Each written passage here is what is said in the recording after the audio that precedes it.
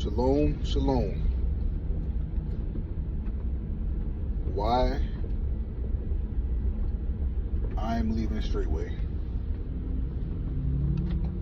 Thank you. Now I got y'all ass. I ain't leaving no Straitway, man. That shit is straight clickbait. But I do say thank you. I do say thank you to all the people that are leaving. Because now we know who's truly rocking. There's still going to be probably more to come. But I thank you. Because all the people who are not for Yah, not in support of the work that is being done here by the man of Yah and our leaders and our elders, I appreciate y'all leaving so that the work can now proceed and move forward in righteousness and in honor. Something that I'm seeing a lot of people not having on their departure as they leave. See, I'm going on 5 years of being a part of this ministry, and there's definitely some things I could truly say. Like, if there was going to be some things that would have got me, you know, I could say that, you know what, that could have been a thing, but I didn't allow it to. One, because I understood and I could see the power of Yah and the love that is here in this ministry. Excuse me. So there's nothing in me that's going to be quick to jump and be like, oh, Pastor Dowell this, Pastor Dowell that. It's just, I'm just not doing that. It's not happening. It's not happening. I'm going to give you guys a perfect example of why I'm not leaving Straitway. I'm not leaving Straitway, number one, because Pastor Dowell did not pick up the phone himself, find me when I was in Minnesota, and said, hey, you know, we're looking to expand this ministry. You should come. No, I didn't get that phone call. I was at home on my farm in Minnesota, minding my business, not looking for the truth, not looking for a new so-called church or ministry, not looking for anything other than to learn how to grow food and how to farm. That is all I was doing. And a video that I will never forget from Pastor Dowell popped up and said, America, invest in yourself. This was a time, right around the whole COVID, whatever, right around that time, where I was looking to learn how to become more self-sufficient, more sustainable with me and my, at the time, my little family that I had. So now, Yah puts the man of Yah, who I didn't know was the man of Yah at the time. I just thought it's just Pastor Dowell, he's a black man, at a job site. I'm like, okay, let me listen. And he was speaking right. He was speaking true. So these are the things that I could literally say, Pastor Dowell didn't bring me to the ministry. I know Yah brought me here based on the series of events that transpired after me seeing that video. There's nothing in me that says, oh, TJ, you brought yourself here. No, that would be a lie. Oh, somebody encouraged you to come here. No, that would be a lie. It was Yah. Now, a lot of people say that. A lot of people say that, oh, Yah brought me here. But then, if Yah brought you here, why are you leaving? What offended you to make you leave? Because I tell you right now, the first offense that the spirit of offense that I felt within my body that tried to take me out the game early was first when I first visited Praise Land. I came late to service. It was like before service came, but they had a time where you're supposed to, everybody needs to be in the theater getting ready for service for prayer at the time. I didn't know the rules. I didn't know how things went. So I show up a little bit late. I'm like, oh, Deacon, he wasn't Deacon at the time, Brother David and Brother Kabir, they show up late or later than I was like, oh, okay, I guess we can come just be there before 11. I show up, and sure enough, it was a brother who's no longer there. First one to approach me, hey, why are you late? I don't know why I thought the service started at 11. That brother's no longer here, to say the least. But he's first one in my face. All right, no problem. Elder gets the message that I'm late, no big deal. After service, Elder has these meetings, talks to the community, and sure enough, I get a rebuke. This is like my second visit. And I'm like, I took it patiently, didn't say anything. He said, why are you like, I didn't know that we couldn't come after 11:30, whatever I said. Just took it. I know how to take that. No big deal. But sure enough, by the time I got back to my room, I was in there like a little female, throwing my clothes and my shit in my bag, like I'm done with it. But before I even got started, I didn't even make no commitment to be a part of Straitway at this point in time. I'm still in my research phase. I said, I'm straight emotions in there, throwing back, and then suddenly something drops in my spirit. What are you doing? I said, shit, I'm going home. I don't know. I didn't mean to be late. I didn't purposefully be late. The elder called me out in front of everybody. I said, okay, you know what? What am I doing? Let me slow it down. Hey, you didn't know? Now you know. So sure enough, dinner was at 3 o'clock. I was there every bit of 2:25. 2:25. Sitting. And I understand why Elder had to do what he had to do. Nonetheless, that was in time offense came in. And guess what? I was able to sit down, talk with Elder Kabir, and we were able to have a conversation. So guess what left? That spirit of offense that tried to come in and make me feel offended for getting called down. No big deal. Fast forward 4 years later. Sure enough, again, I am at the front of the tabernacle, me and my house. That was not supposed to be something that was supposed to happen in the standpoint of that is not what I was expecting at that time. But sure enough, that's how it went down in front of all Israel. Me and my house. And sure enough, I did not allow any kind of offense to come in because the whole time I'm looking at Pastor Dowell, I'm looking at the situation, and I can see the love in this, the correction in this. The book says open rebuke is better than secret love. Is that something I want to happen like that? No. Is that something that was meant for everybody to see? Maybe, maybe not. But guess what? Not 1 second did I waver that Pastor Dowell did not love me. Or my Isha. Not one moment. I can literally look at these things and say, this is love. So, everybody's leaving. Folks that's leaving, what are you leaving for? Because you want to have more money? What are you leaving for? Because, so you didn't like Elder Kabir's sermon? You didn't like what he said? I say it all the time. We didn't like we don't like what you're saying. Well, he was like, I don't like the way you're hearing. I'm just saying, everybody got their own little reason why they're leaving. But I'll say this: folks are leaving. Y'all are leaving in an egregious manner. To the point, like y'all, you're not gonna just stroll back in here when shit get crazy out here in the world. I'm telling you right now, y'all not gonna be able to just come back and be like, oh, I'm sorry. No. And I'm not saying that because I have any control of who can come back or who can't.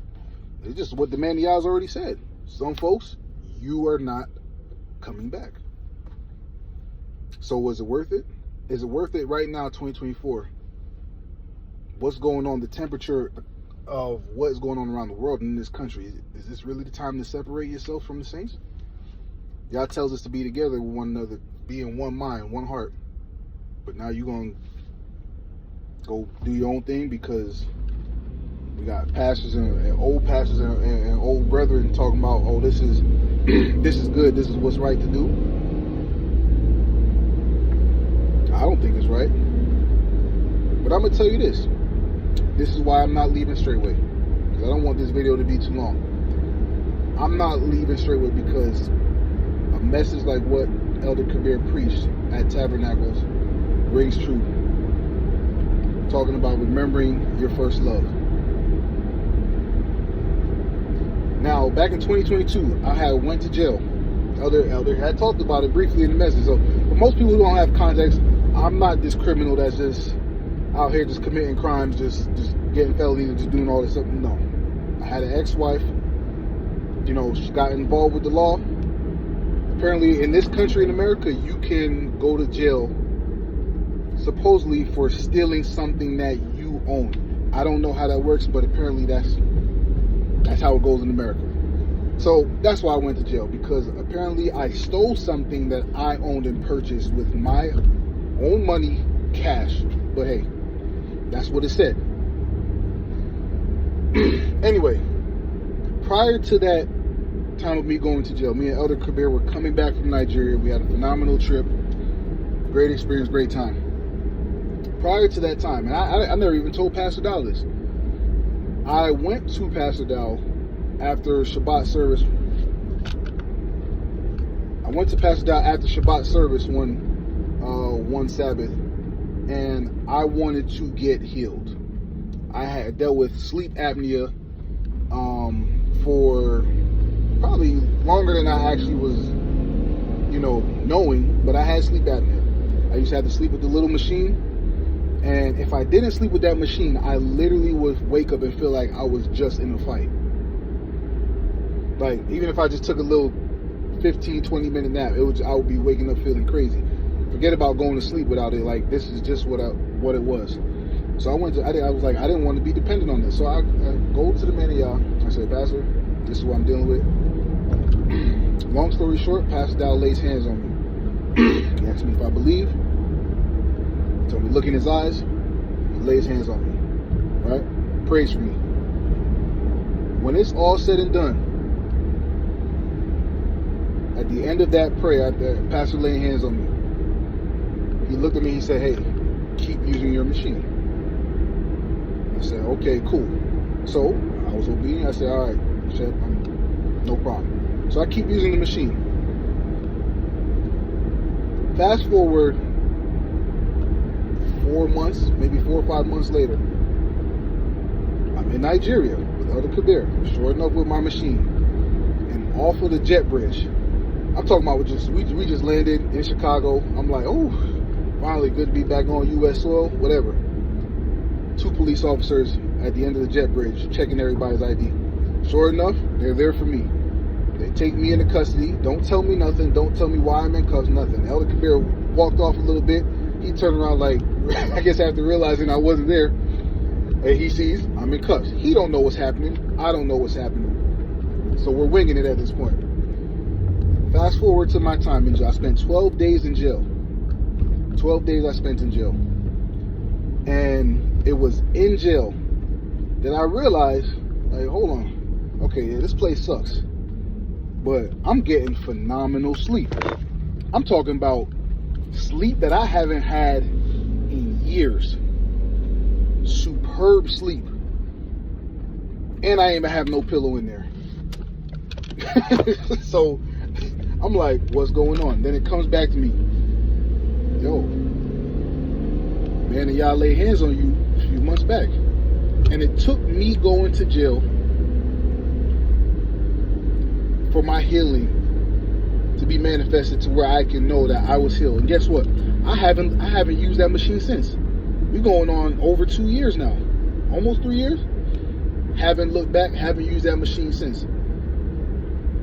So it's these things why I'm not leaving Straitway. Because the power of Yah is here. We don't worship Pastor Dowell. We talk highly of him because his character and the way he is and his love for Israel is that great. He is simply just a good man. Bottom line. Whether you like it or not, Pastor Dowell is a good man. So when you hear people talking shit about him and saying all these things that are not true, you need to really look at those people. Because then you got people like me like, nah, man, y'all lay hands on me. Yah is with him. And he is here in this ministry with his people. That's it. There's no doubt in my mind about that. The first time I got deliverance was by Elder Kabir. Didn't even know I had demons in me. Sure enough, that was my first time, the beginning of my series of deliverance that continued to happen, of me getting set free. So these are things I'm not going to forget. I'm not going to get caught up in the emotions of who's leaving or who left, who's saying this about Pastor Dowell. At the end of the day, me personally, I have been to the man of Yah's home. I have spent time with him, around his family, and there's nothing that's going to be jump in my mind to be like, Pastor Dowell is doing wicked. Pastor Dowell is being wicked. It's not happening. That's just not the character and the fruit that he has shown. One of the most loving men that I know. One of the most generous men that I know. He just simply is. All because of his love for Yah and his love for the people. And honestly, us as a people, we so wicked sometimes, I don't even know how Pastor do it. I truly don't. I truly don't know how he does it, but guess what? This is his anointing. This is his calling. This is what Yah has him to do. And I know Pastor Dowell is going to do it until he literally cannot do it anymore, until Yah calls him home. Yah will, and hopefully it is no time soon. But I'm not leaving Straitway. I just said that to get the clickbait, to get y'all to come in here and watch this video, like a lot of y'all do out there, talking about why so and so left Straitway, why flee. Y'all ain't fleeing nothing. Y'all didn't leave thinking I did something so righteous. Like, no, stop. And what's happening is a lot of y'all who left, y'all think because a couple more people left after y'all that, I made the right decision to leave. Look what's happening to the ministry. Ain't nothing happening, bro. It's just every bit of 20, 30 people. You know what I mean? But guess what? By the time y'all's done doing what he's doing, everybody who's going to remain and who's supposed to be there will be there. Standing strong, serving the King, loving one another, keeping the commandments, doing what Yah told us to do. When it's all said and done, that's what's going to be done. So that is why I'm not leaving Straitway, because I have seen and experienced firsthand myself the power of Yah. I have seen it. I've experienced it. Yah has worked through me personally to help others. So I know the power is real, because when I was in Christianity, I didn't experience none of these things. I didn't see people getting set free. I didn't see deliverance. I didn't see healings the way that I used to read it and be like, well, why are we not doing it? I didn't see those things. So now that stuff happening is normal. Here, where Yah is, where his people is. So y'all folks who want to leave, man, and try to act like y'all saving people from hell and damnation and destruction, like, y'all go ahead, man. Enjoy what y'all doing. Have a good time, because let's just say if you're wrong, that's a high price to pay for being wrong. It simply is. It is a high price to pay for being wrong. Now, honestly, all y'all who left, and in the manner that some of y'all left, I don't think y'all right, based on the book. Because there's not many, if any, examples of people so-called leaving Israel and being cool. Like, that's a nation of people. Y'all be trying to treat this thing like Christianity. It is not Christianity. And that's the mistake a lot of people make, and thinking you can just hop from church to church to church like many of us used to do in Christianity. But this ain't Christianity, and hey, folks are going to have to find out the hard way. But enough said. Bless y'all, Israel. I am not leaving Straitway. Again, that was just straight up clickbait for all those people who love drama. I love this ministry. I love Yah. I'm grateful to be here in the number, in the fold, and my name being written down in the Lamb's Book of Life. I am grateful. So I bless y'all for that. But it is coming upon the Shabbat, and I'm getting ready to go into this rest from y'all. So bless y'all well. Shalom, shalom.